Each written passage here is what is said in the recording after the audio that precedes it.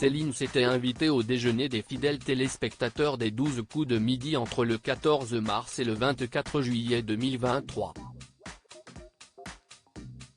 La 7e plus grande maître de midi, qui a récemment été détrônée par Emilien, garde un souvenir impérissable d'une émission qui lui a grandement apporté.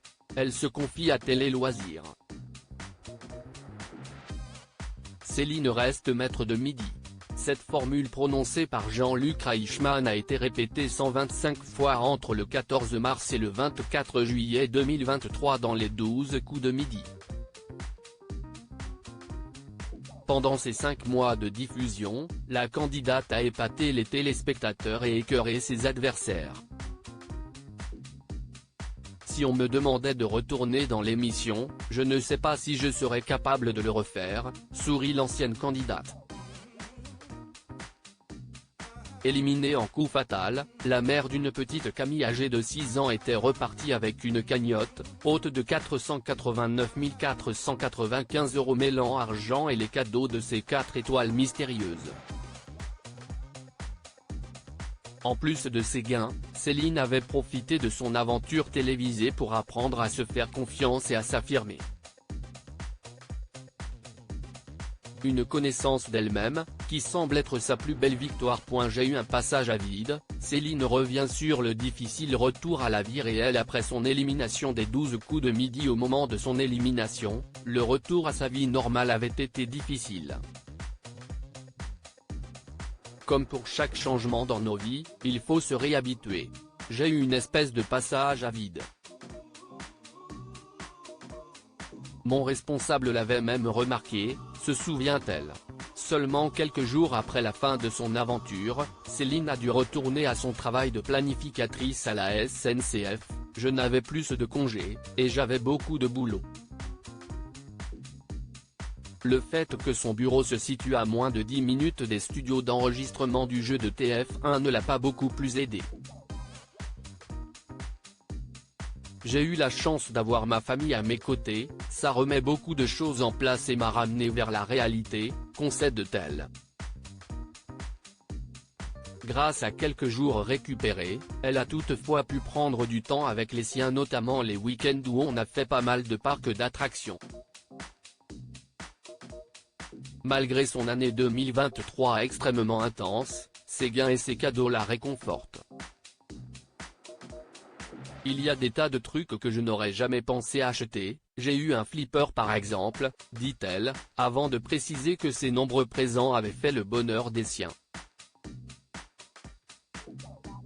Ça a beaucoup changé de voiture et de télévision dans mon entourage, s'exprime-t-elle d'un joli sourire dans la voix. J'osais et je m'affirme, Céline avoue s'être transformée grâce aux 12 coups de midi. La femme de 40 ans, véritable passionnée de quiz et amateur de jeux télévisés, était arrivée sur la pointe des pieds dans le jeu de midi.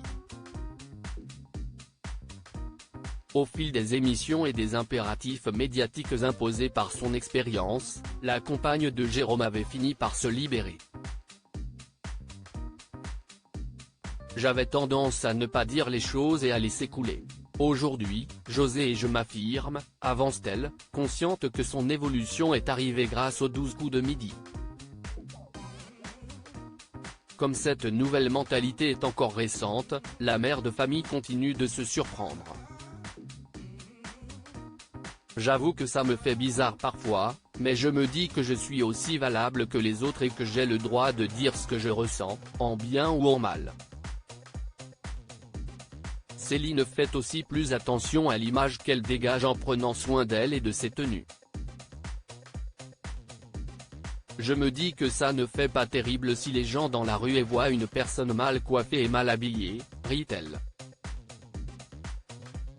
Les gens continuent de me reconnaître, Céline reconnaît que sa vie a changé sous plein d'aspects après les 12 coups de midi suivis quotidiennement par plus de 3 millions de personnes, les 12 coups de midi disposent d'une force médiatique incroyable.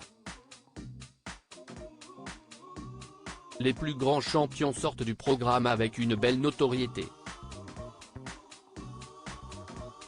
Les gens continuent de me reconnaître. ici est surtout très criant en dehors de l'Île-de-France, souligne la 7e plus grande maître de midi, récemment détrônée par Emilien.